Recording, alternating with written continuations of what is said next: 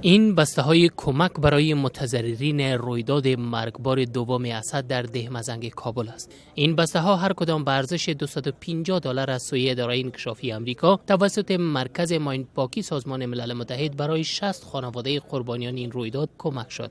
مسئولان مرکز ماین پاکی سازمان ملل متحد میگویند که آنان پس از هر رویداد تلاش میکنند تا در جریان 2 هفته کمک های اولیه را به متضررین برسانند و این هم یکی از آن برنامه‌های آنان است.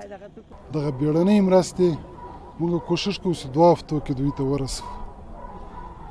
بیا وروسته لغنه دوی سره نور دوامدار مرستې هم ستاسې هغه هم کوو.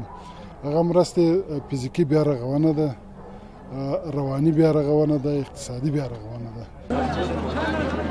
حمله انتحاری در دهمزنگ شهر کابل جان بیش از 60 تن از مظاهره کننده های جنبش روشنایی را که در اعتراض به انتقال لین 500 کیلوولت برق ترکمنستان از مسیر سالنگ راهپیمایی می‌کردند گرفت و بیش از 300 زخمی بر جا گذاشت.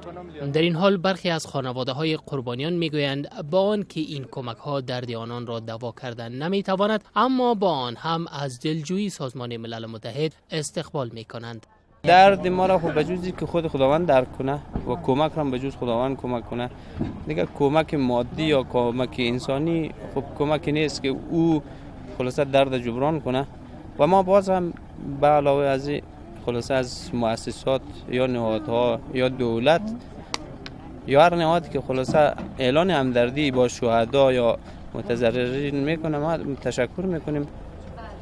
در این حال علی یزدانپرست نماینده شورای ولایتی کابل و عضو جنبش روشنایی ضمن سپاسگزاری از کمک‌های سازمان ملل از سایر نهادهای ملی و بین‌المللی می‌خواهد تا با بازماندگان قربانیان جنبش روشنایی کمک کند، زیرا با گفته وی اکثر قربانیان این رویداد نانآور خانواده‌هایشان بودند.